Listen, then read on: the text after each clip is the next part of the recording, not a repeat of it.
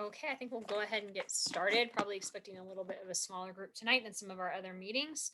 Um, as I said before, we're going to be discussing the plan unit development rezones tonight, and how those were, how the proposal was put together and what it means. So I will share my screen here in a second. Just a reminder, if you haven't been to one of these information sessions yet, we are going to do no cameras and no audio. And if you have questions after I give the short presentation and we discuss, other staff kind of discusses the process as well, then you can please send questions to either Keegan Gulick or Ryan Roebling, through the chat. And then they will read those out and we will try to get you answers here. And if not, compile those to have them go up on the website soon. So just a second and I'll share my screen.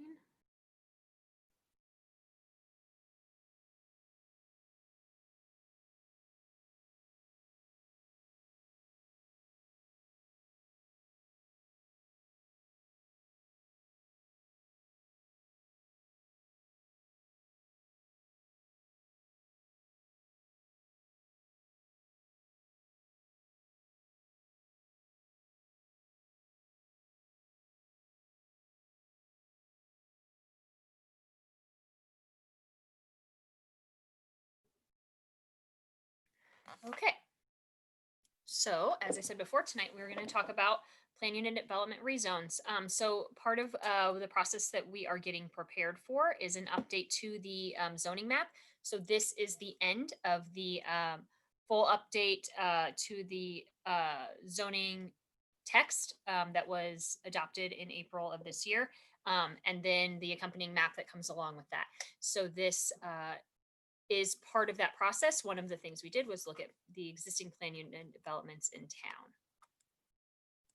So plan unit developments, if you don't know what they are, they're unique zoning regulations for particular groups of parcels. They're intended to promote a mix of uses or a unique design that would otherwise be difficult or not able to be accomplished within the zoning code. So basically each plan unit development is its own small zoning code.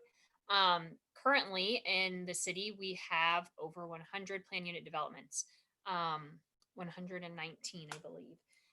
The city, so obviously we have to administer codes for each of those separately. Many of the areas are expected to be rezoned to base zoning districts with this update, and that's what we've proposed to do. So the story map discusses the proposed changes to many of our existing PUDs. That's what this little presentation is, and it will go up on the website after today, as well as me describing it, and any questions that we are able to answer tonight will go up as well. I will be showing you an example PUD here in a little bit to give you an idea of how they're administered now, what kind of issues they cause for property owners and staff, and as an explanation of partially why this rezone is being brought forward. So you can use the tools in this story map to learn about areas that are currently PUD. If you have not used these maps yet, there's an expand tool in the top right that allows you to explore the maps, kind of hides the text. You can also use this, magnifying glass in the top left to type in an address. If you're looking to see if a property that you are interested in or own, or for some reason just want to know about, is part of the PUD discussion. So here we have our current PUDs shown in gray. And then this layer shows what we are proposing to change them to. We are not proposing to change all of our existing PUDs, so we'll discuss that here shortly. But the large majority, we are proposing to go to straight zoning districts from the code. And then you can use these buttons to zoom in to the different areas. And then also the map is interactive, so you can grab and move around and zoom in down on the bottom right as well. And then in this story map, we've also included a link to a table of the existing PUDs that we analyzed. So basically, it has information in the table, including a PUD identification number that we use and the PUD name that was used as well. The last zoning on the parcel, the zoning that we're recommending, and then a comment explaining our proposal or what is at the site currently. So, to discuss briefly, why are PUDs being rezoned? So the Unified Development Ordinance is our zoning laws here in Bloomington. We have had a Unified Development Ordinance since 2007 and had a different zoning code previous to that as well. We've had zoning since the 70s. The Unified Development Ordinance has stipulations that are written with the expectation that PUDs will be reviewed and expired when certain thresholds are met, including after a period of inactivity or if the PUD is no longer operating within the guidelines of the PUD or certain build out percentages. So we have included those triggers here so that you can see what those are and what rubric we use to decide whether or not it was appropriate to recommend a rezone. So the first is that at least 95% of the PUD has been built out. The second is showing that the preliminary plan, which is basically one of the first steps in getting a PUD that creates the district, that those are to be considered abandoned if 3 years after the approval by council, no final plan, or what sometimes people refer to as site plan, has been granted. And then the third is that 10 years after approval of that initial rezone preliminary plan, that final plans have started, but there are sections that are still not finished. And the final one is just if the PUD is no longer proceeding in accordance with the original district ordinance commitments or time requirements that are approved at the same time as the preliminary plan. So we looked at 119 PUDs, as I mentioned, and we are recommending rezone of 104. And each of them falls under at least one of the 4 triggers above. And then we will go through a real world example shortly. So it has been in the regulations that this needs to be reviewed periodically. And for various reasons that hasn't been done. It's quite a big undertaking. So we decided that this was an appropriate time to do that. It used to be much more difficult than it is now. So you can see here, we've explained why. So for example, in order to determine that a PUD is 95% built out, we would have to, of course, review all case files, and some of the PUDs are quite old and have been amended a number of times. So that is actually a fairly laborious process. Building permits to see what has been built there, and then visiting the site to verify what we could find. So, now that we have much easier access to orthophotography than we did, 20 and 25 years ago, it's easier for staff, though it is still time consuming, to do some of those reviews and get those processes done.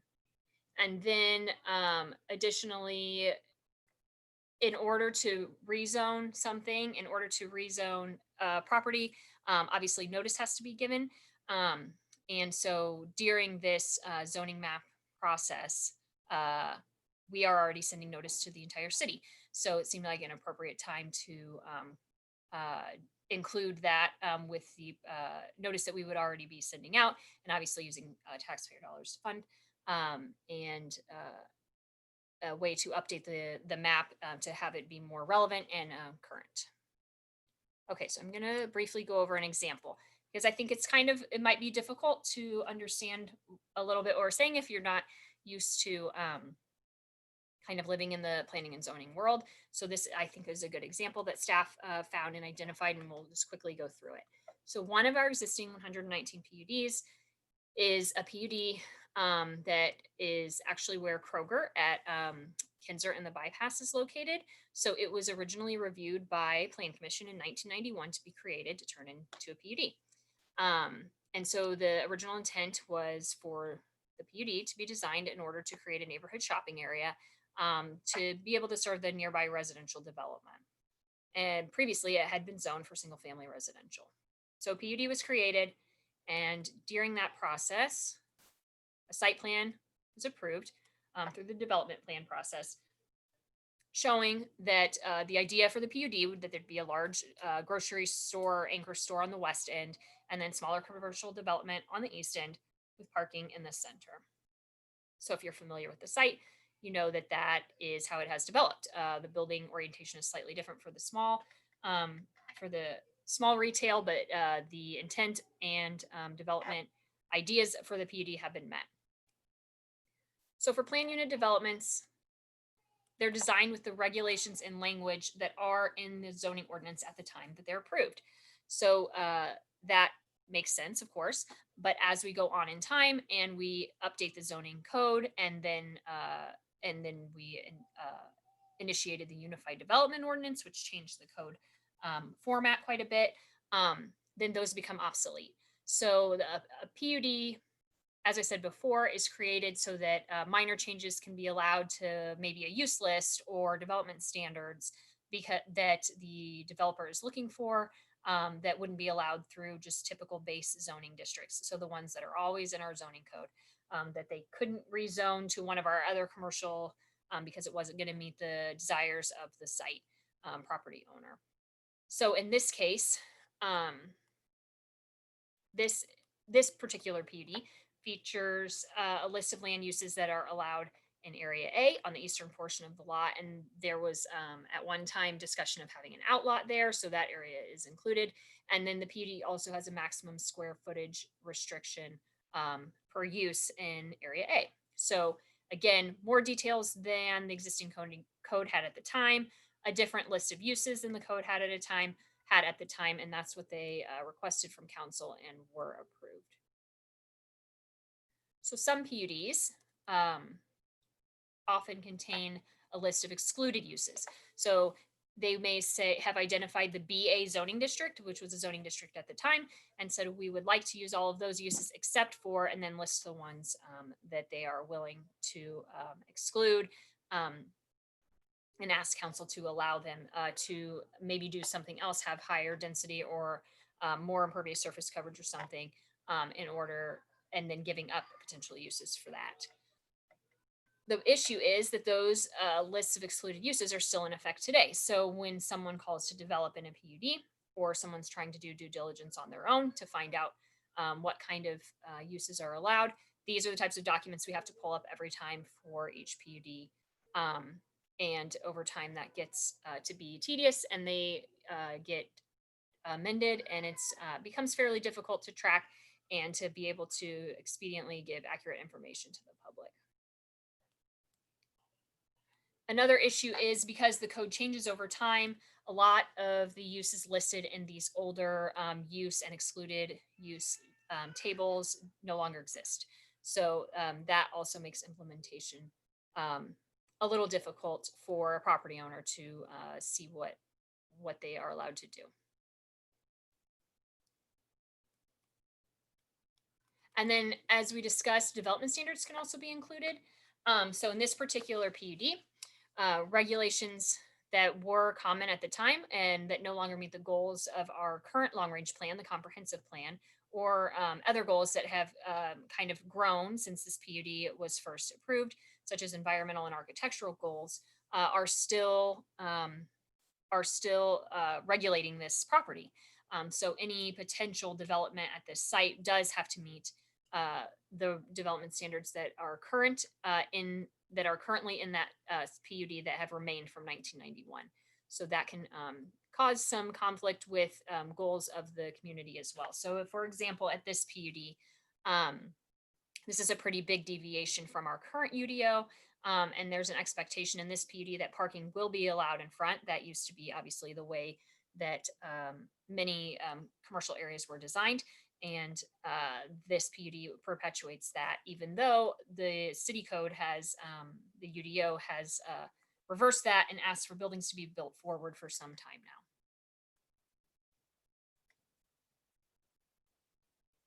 So again, because each PUD can call out which things they do and don't want to meet from the code that is in place at the time, that can make administration difficult. It becomes more time consuming for property owners and others doing due diligence, even just for insurance updates and things where they're trying to make sure the properties are in line with land regulations because they can't easily find those things themselves online.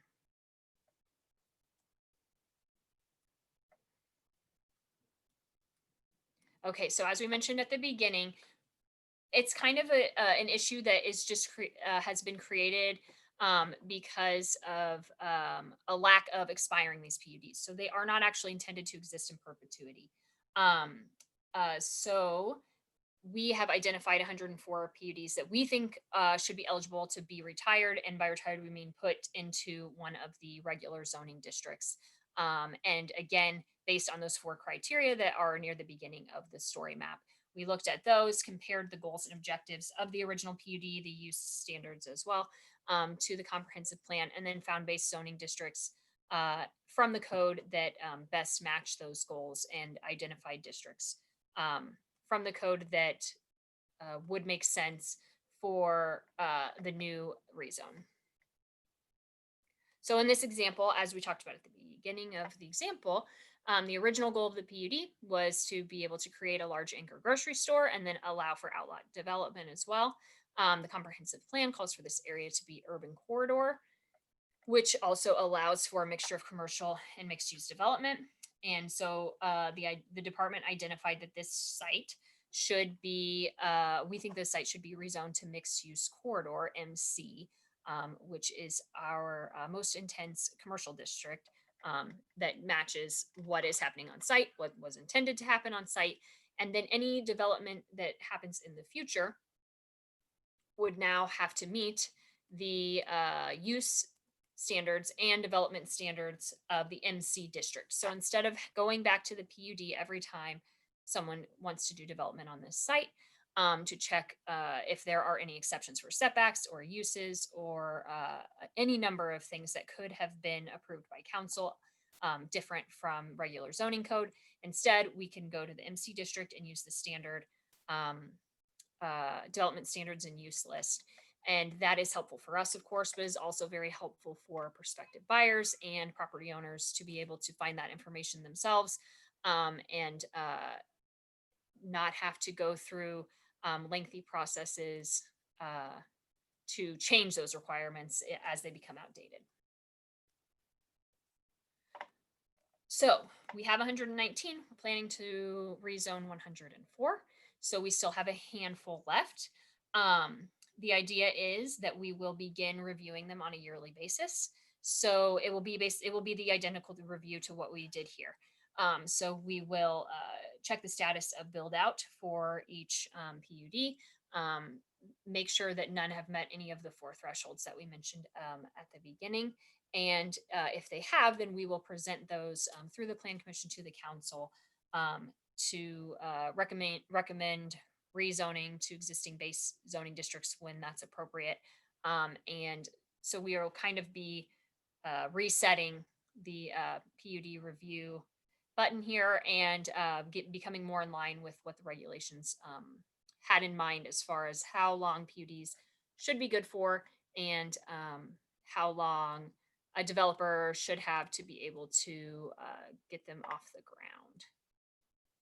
So I am going to ask Senior Planner Eric Grulich if he has anything to add about the process of how we identified. So that was a general and then a very general discussion of how the PUD rezone designations were chosen, and then very specific discussion about one.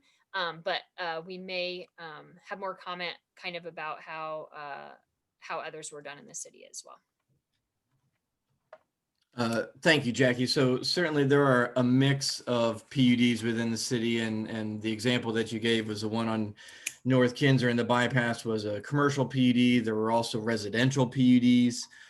So there are a mix of those PUDs throughout the city. And so what we tried to do was look at the approved standards, look at the approved uses, also look for what the designation of the comprehensive plan was, to try to figure out what would be the best match for a new zoning district to replace the PUD. So a lot of times for the residential, and certainly something else to point out was that there weren't zoning districts in place at the time that some of these PUDs were made. So the reduced setbacks, for instance, the reduced lot sizes wouldn't have been allowed under those codes.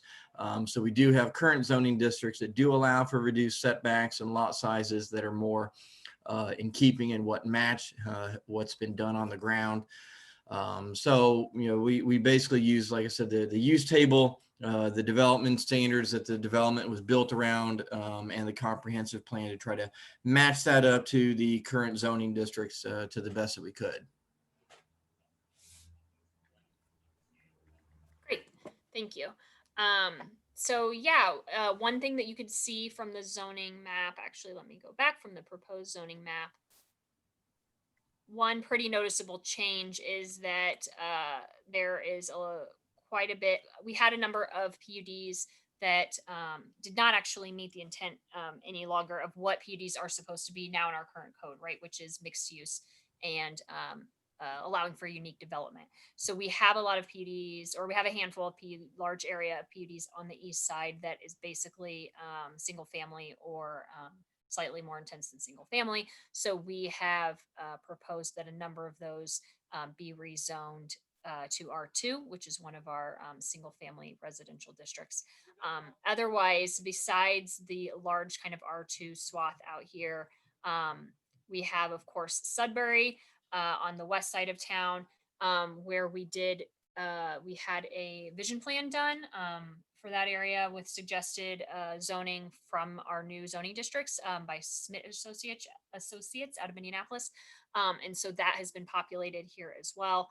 And that PUD, if this map goes forward and is what is approved by council, would go away, allowing for immediate by right development if they could meet the zoning code requirements for the districts we've recommended, which do include some of the R4 area and other residential.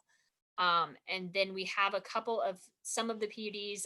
I'm sorry if this is a repeat. I missed it if Eric said this, but the handful of PUDs we did not change were for various reasons. Some are brand new or have ongoing development in them.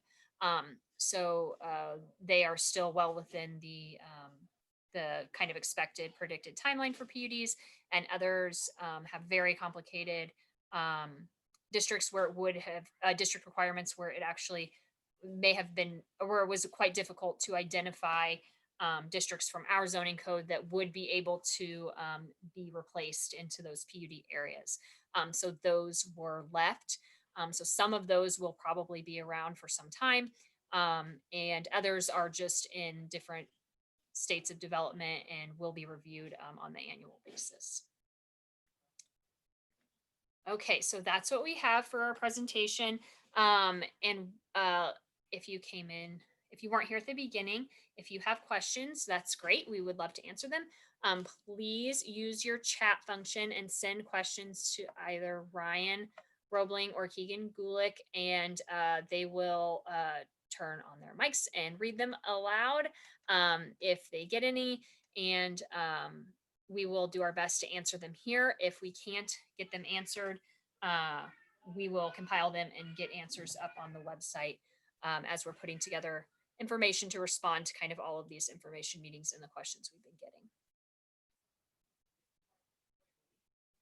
Does anybody have any particular questions about PUDs? Oh, Ryan, do you have something? Yeah, I have a couple questions from the B Square Beacon. First one is, did planning staff reach out to PUD property owners as part of this process? I would say on the whole, we did not. We have talked about it. There are so many property owners in the city who are having their zoning recommended to be changed, not just PUD owners, that the general notice that will go to each property owner before the plan commission process starts will be the notice that they get. We have had some discussions with particular owners if we were in discussion with them for another reason, if we knew that they were planning to come forward with something or they were in discussion with us about development. I think that pretty much answers it. But Eric, if I miss anything, please feel free to chime in. Okay.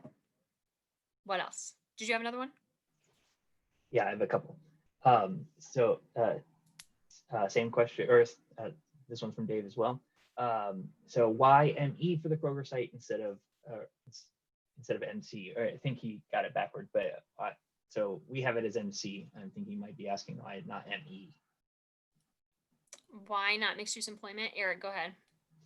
Well, so the employment, the mixed use employment district is supposed to be for obviously high employment generating uses. The use list for that PUD was based on commercial and retail. It was not a use list that was based on employment. This location and the development really lends itself more towards neighborhood serving commercial uses. It's got great access. So the use list really is kind of what generated that recommendation for this being mixed use corridor. Okay, next one. Is there any difference in the process for the Brownstone Terrace PUD on one hand and the PUD that was discussed at last night's Plan Commission meeting? Or is this the same process with a different conclusion by planning staff on a recommendation? So both of those, the Brownstone Terrace and the Bill Brown petition, were requests to rezone a PUD to a current zoning district. So it's somewhat different than this process because that individual property is being discussed, not the city zoning map as a whole. But it still is kind of the same process, has to go to the Plan Commission, has to go to the city council. So they are similar in some regards. And I think we've said this I think at another meeting, but once the map goes to council, they will only be able to approve it or deny it, so they can't offer amendment. So obviously there's a lot more to kind of iron out with there being so many properties involved than there might be on the kind of one property rezone requests that we usually get. Brian, you have other stuff? Yep. Does the Plan Commission have to take up the zone map revisions all in one go with a single map change? Or could the Plan Commission take up at least two separate map changes, one that would handle the new R4 district and one that would take care of the PUDs, for example? Oh, that's a good question. I don't actually know the answer to that question, but we can find out. I don't know offhand because I would say that's atypical. And the process for a full map replace and repeal is different than a smaller rezone. And so what you've asked about is kind of an in-between. So I'm not sure, or not the process, but the, oh shoot. Yeah, let us look into that and we will post that.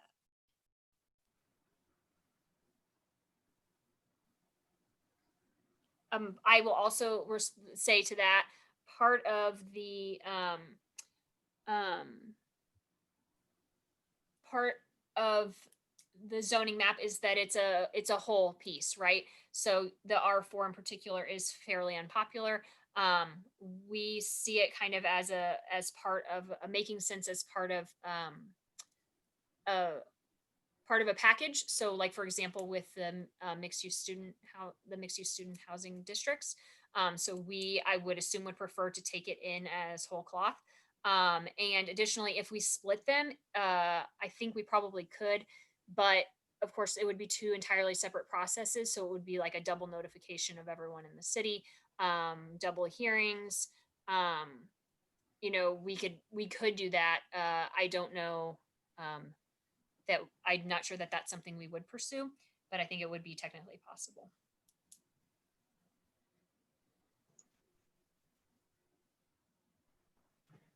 Given the up or down decision that the city council will have to make on any map changes, it looks like it might be possible that the PUD revisions could founder on other concerns that aren't related to specific PUD districts. Those districts would be like the placement of R4. Yeah, was that a question? Okay, yes, that's true. So we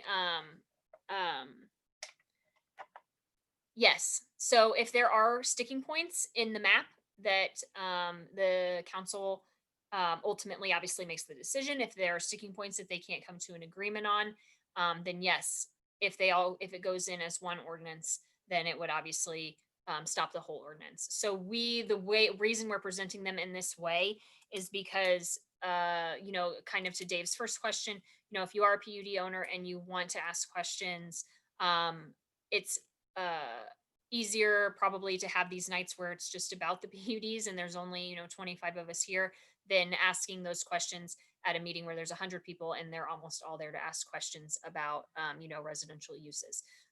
So they're split up in these kind of information sessions just to maybe give more opportunity to people who have questions about the less popular changes, or not popular, but the less discussed changes in the community. But yes, they will go through as one.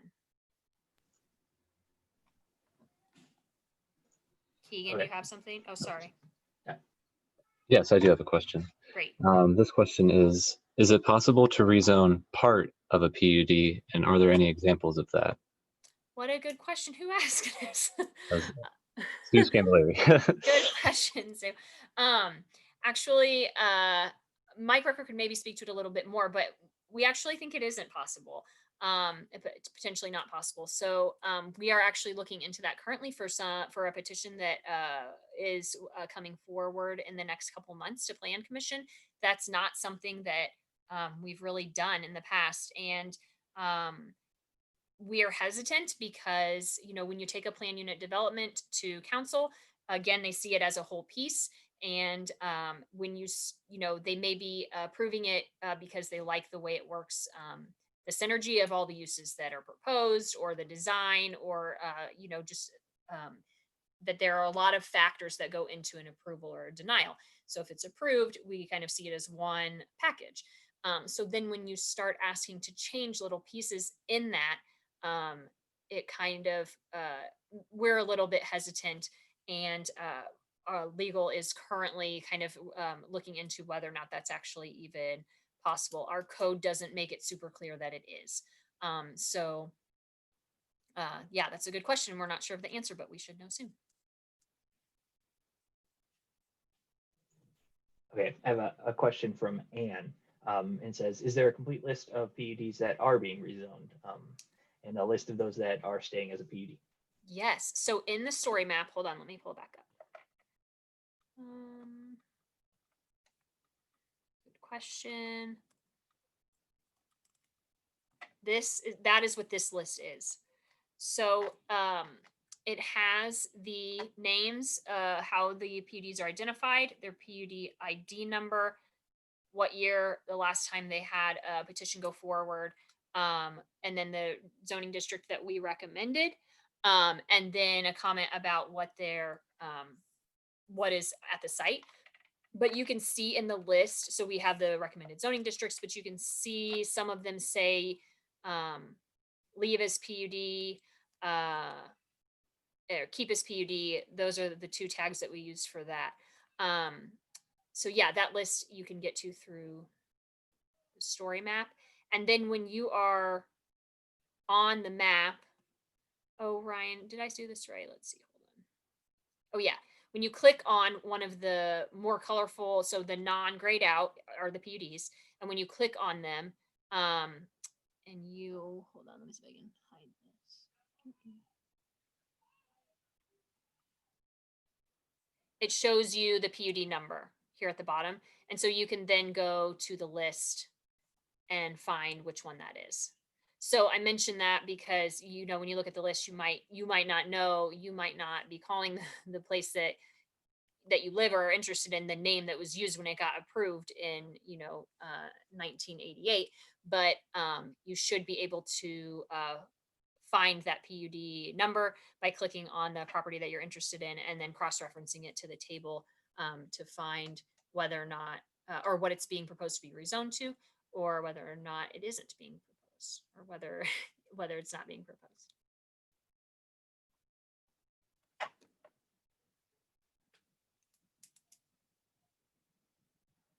Are there any more questions about PUDs?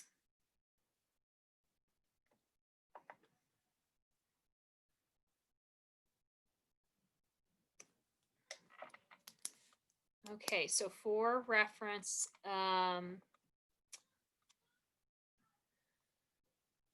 just want to remind people that we do have the UDO zoning map public outreach draft website. That's probably how most of you found this meeting. But we will be, we'll put the presentations up after the meeting, and then other resources. So our meetings, our general information meetings, these meetings will be over next week. And then the public, we expect that the public hearing process for Plan Commission will start at the end of January 2021. So in that time, we will be sharing resources and compiling questions and putting answers up on this website. So it will continue to grow even after these meetings are over. And so we ask, there will be right now, the mixed use student housing zoning district feedback form is up on the website. After Thursday, a new one will go up that will be for PUDs and the Plex R4 discussion. And we ask that you do get on and answer those. It helps us to be able to compile that information while we're looking at changes that will be made. So the draft that is out now is just a draft. And we do expect that some changes will be made both by staff and Plan Commission before it goes to council. Brian, did you get another question? Yeah, so I had another question. It's about the big gray blob in the middle of the map that's at least partially the Thompson PUD. So they wanted to know if, Dave wanted to know if that was all the Thompson PUD or only part. And if all of the Thompson PUD, how did it get that large? Was it through expansions, or was it all done in one? As it was for the Habitat project. Sure. Eric, do you want to answer these questions, or do you want me to answer? Sure. No, so the Thompson PUD size of what you see there is exactly what was approved with the overall Thompson PUD back in the 90s. There was a small portion over on the southwest side there that was added just recently for the Habitat project. But overall, that is the size of the Thompson PUD. It was a very large factory, very large amount of area that was taken up. So that is something that we are looking at rezoning to current zoning districts and expiring that PUD as well. Yes, I great. will also mention that there is a second PUD that's attached to that, and so it appears on the map that it's one giant PUD. There's a second smaller one that touches. Oh, got it. That's immediately adjacent to Thompson. Right. Yeah. Yes, we are looking at including that as well. As Eric mentioned, it's quite old. It's pretty complicated. Part of it was also in the Schmidt-Sudbury vision plan. And so we have part of it mapped out in that way. But we are still looking at that will potentially very likely show as zones when this goes forward to Plan Commission.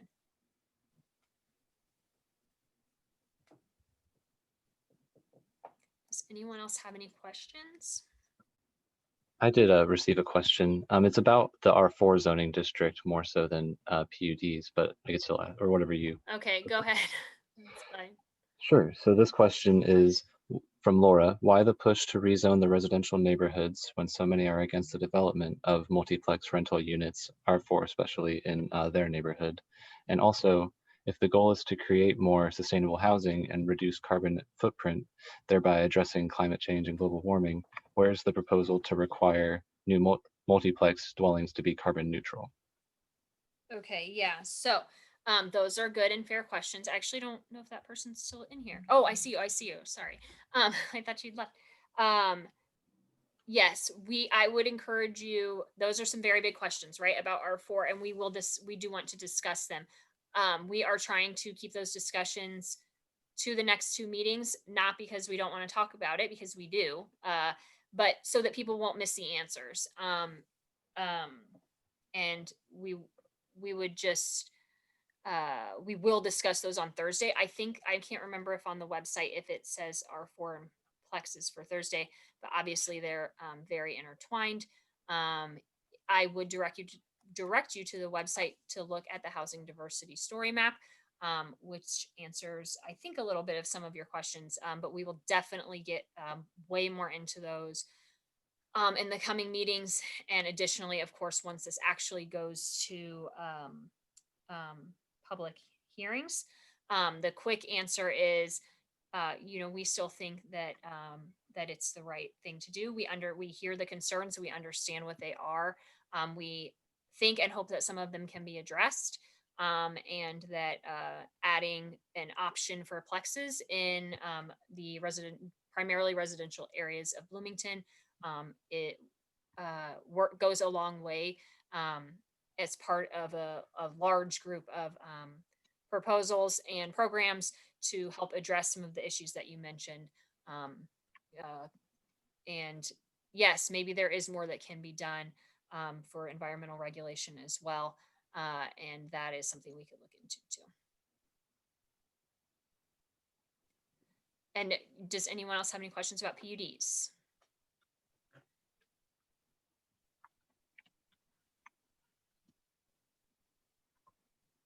Okay, well, that's all we have. Again, I would direct you, this presentation will go up.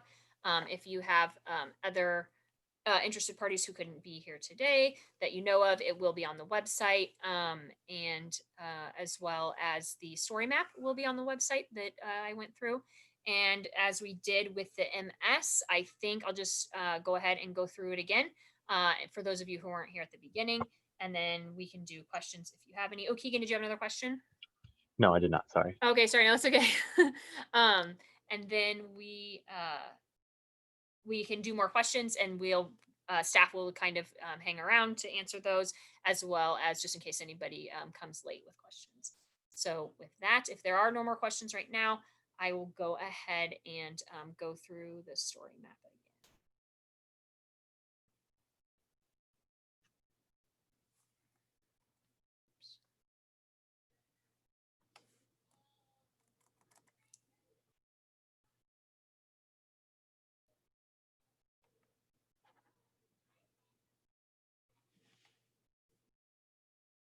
Okay, so tonight's discussion is about proposed plan unit development rezones, which is part of the zoning map, proposed zoning map that we are doing with the update, the full update of the Unified Development Ordinance. So if you're unfamiliar, plan unit developments are unique zoning regulations for particular groups of parcels, and they're intended to promote a mix of uses and unique design. Excuse me, that could not otherwise be accomplished through regular zoning districts, right? So if someone has identified a particular set of uses they're interested in, or a site design that isn't going to be allowed, then council is allowed to look at those requests through plan unit development process, and see if they meet the goals of the community and those that are required for plan unit developments, and can approve what basically amounts to a small zoning code for those lots. So the city of Bloomington currently has over 100 PUDs. Right now we have 119. Many of those areas we are proposing to rezone to base zoning districts with the zoning map update. So this story map in particular is, as I said, about the proposed changes to the existing PUDs. And then I'll go through an example in a little bit about how we came to the zoning districts that we are proposing. And then here's a little description here about how you can use the story map to go through and look through the PUD areas. It's similar if you've done some of the other ones. You can use this expand tool in the upper right, and that hides kind of the text, and you're able you're able to get to the map better without it being covered. And you can use the zoom, of course, and then you can also use the magnifying glass in the top left to find particular addresses. And then when you click on a PUD, it will give you a pop out that gives you the proposed zoning district as well as the PUD number, which is useful if you want to go use this link here, proposed PUD rezone list, to look at the PUDs and which are proposed to be rezoned and which are not. So you can use these buttons here to zoom to a certain extent, and then of course zoom in yourself over on the right. So why are we proposing to rezone PUDs in the first place. So the Unified Development Ordinance was written with the expectations that PUDs would be expired or rezoned to base districts at some point when they met certain thresholds, or after a period of inactivity, or if the PUD has changed in some way that's no longer operating within the guidelines of that PUD. So PUDs are eligible for expiration or rezone if any of the following triggers occur. At least 95% of the PUD has been built out. So basically, the PUD is planned for.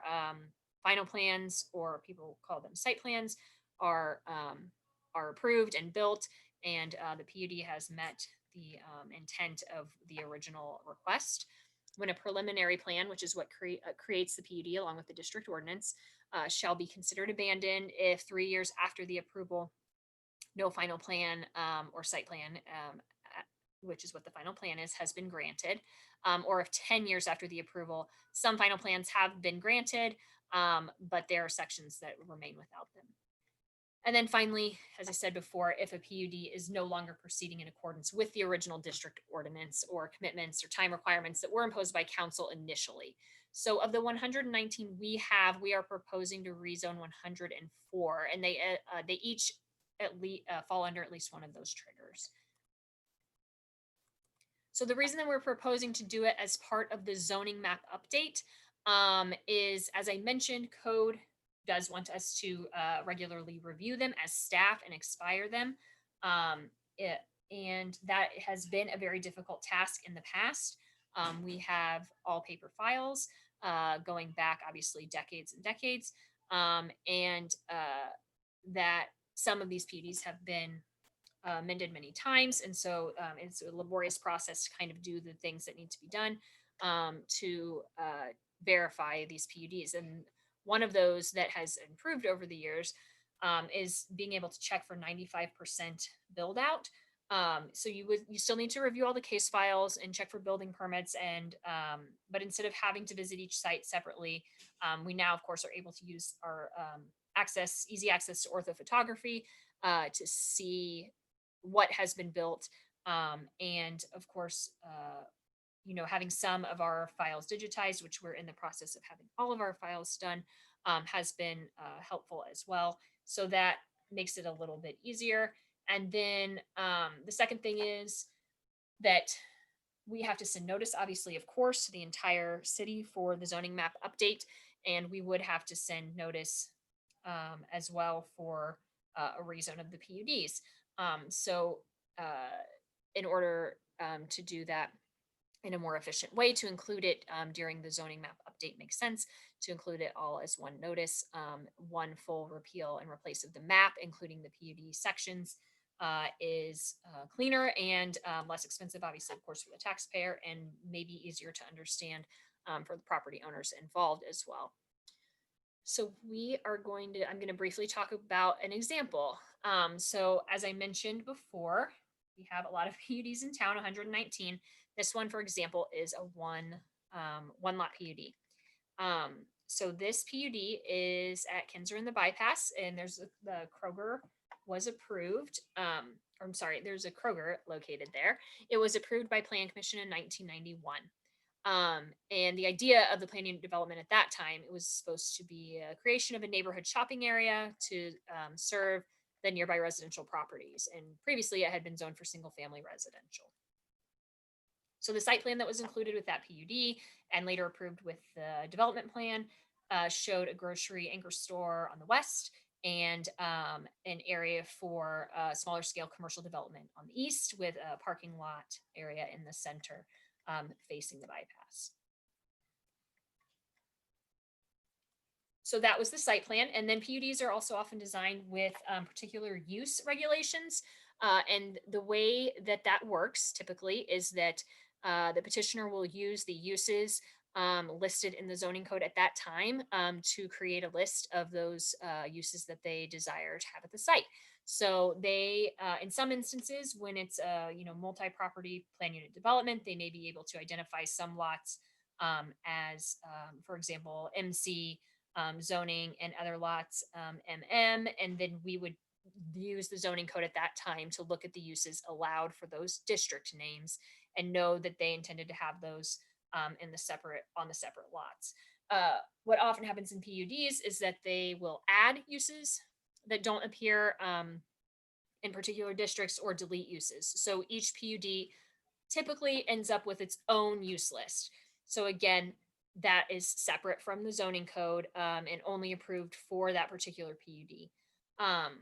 And then the zoning code changes over time. So for this PUD to have been approved in 1991, the use list that was even the base before they changed it has changed quite a bit.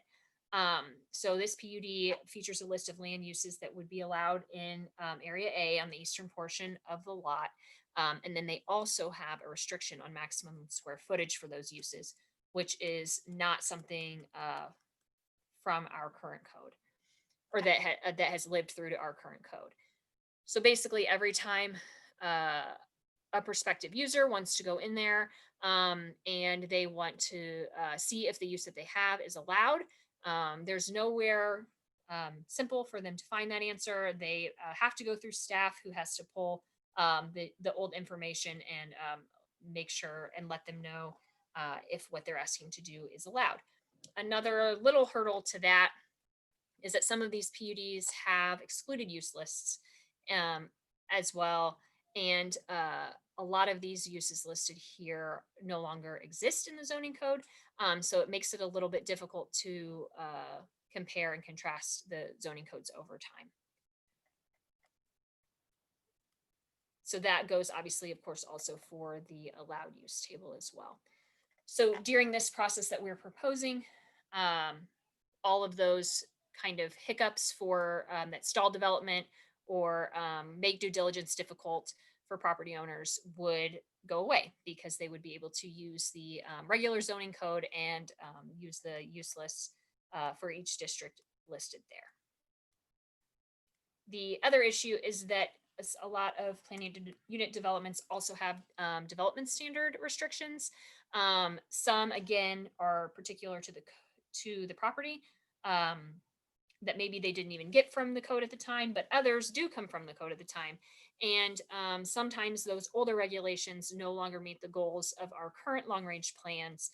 For example, our current comprehensive plan, or other priorities that have kind of taken the limelight more in regulations since the original PUD was approved. So for example, environmental goals or architectural goals. So in this example, the required minimum setback allows that parking, or basically requires that parking be in front of the primary structure. That has not been that is not conducive with our UDO, and has not been since at least 2007, where we as a community have been trying to push the buildings forward on a lot with parking hidden in the back. But because this PUD has its own set of regulations, any new development that would go in under the PUD would have to meet these requirements unless they went through council to have those changed. And again, it just makes it difficult for developers, especially some who may know, may be familiar with using zoning codes, go to the zoning code, for example, and see that we are promoting building forward all over town in the commercial areas. And then once contacting staff, finding out that actually these old PUDs don't support that, and that they have separate regulations, it can make that difficult. So as I mentioned before, the PUDs are actually not intended to exist in perpetuity. We have guidelines for expirations, and with the process of going through this process of identifying the PUDs, we came up again with 104 PUDs, which are eligible, we think, for rezone based on the 4 criteria I mentioned at the beginning. We looked at the goals and objectives and uses in the original PUD and compared them to the comprehensive plan and the base zoning districts that we have in the new zoning code, and then identified zoning districts that best match the goals set out by those documents. So for example, the original goal of this PUD, as I mentioned at the beginning, was to create a grocery store and allow for development of other neighborhood serving commercial spaces on the east.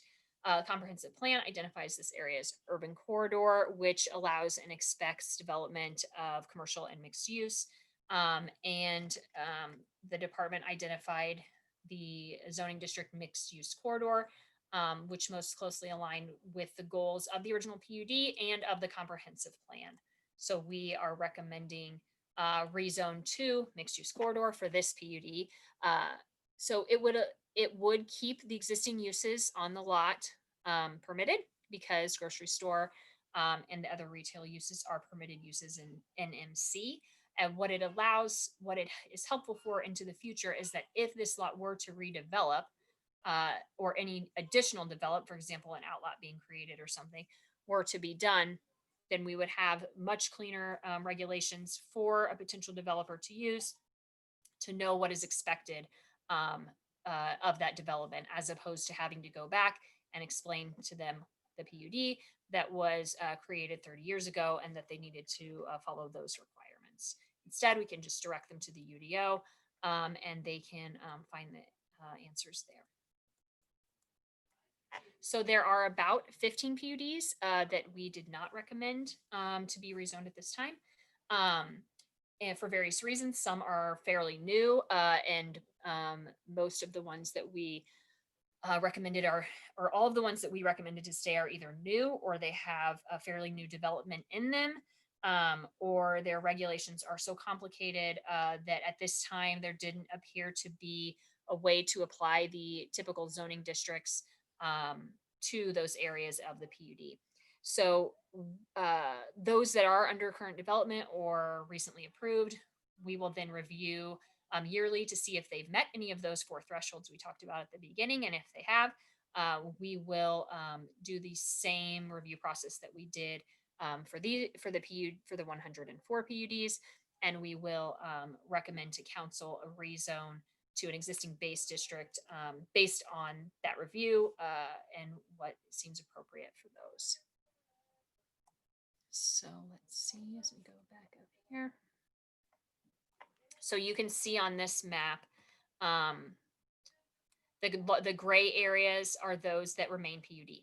So some up here in the north, and then Thompson, which was pointed out earlier in the questions, which this very likely will become zoning districts in the proposal that goes to Plan Commission. Okay, so if you have any questions, I think this is all the same. I don't think we have any new people, but if you do have any questions, send them to Ryan Roebling or Keegan Gulick, and they will read them, and we'll try to answer them or take them down to get you an answer. I have a question, Jackie. Great. This is from Emily from the HT. She asks, does the UDO allow for PUDs to be designated in the future if such an opportunity would arise? Yes, so great question. I should have said that. Yes, we still have a PUD section and in the UDO, and it's still very much an option. It's different. Some of the regulations have changed from previous previous PUD allowance regulations. But it's definitely still an option for property in the future. Does anybody else have any questions?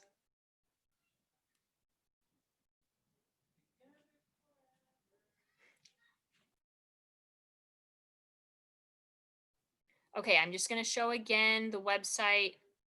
And then if you all don't have questions, staff will probably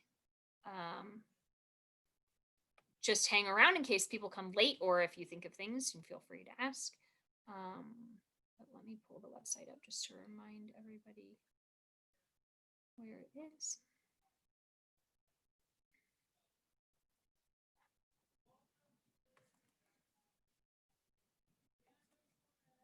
Okay, so here is the website, bloomington.in.gov/planning/UDO/map/updates. And these information sessions will be over next week. This is not part of the public hearing process. This is just a public outreach that we wanted to get feedback on the map and the text amendments that we are planning to propose some version of to Plan Commission at the beginning of next year. So those meetings will be over, but this website will stay live. and we will be adding information and analysis as we're getting those things done, and also responses to questions that we receive from the public through the website and from the meetings that we've had. Those will go here as well. These presentations and the story maps will be here also. So please do visit that. Right now we have our mixed use student housing zoning district feedback form up. That will stay up through Thursday, and then we will change that to a feedback form addressing this meeting and the R4 Plex meetings, either at the end of the week or potentially after the second R4 Plex meeting. Might make more sense to wait. So that will be changing sometime shortly.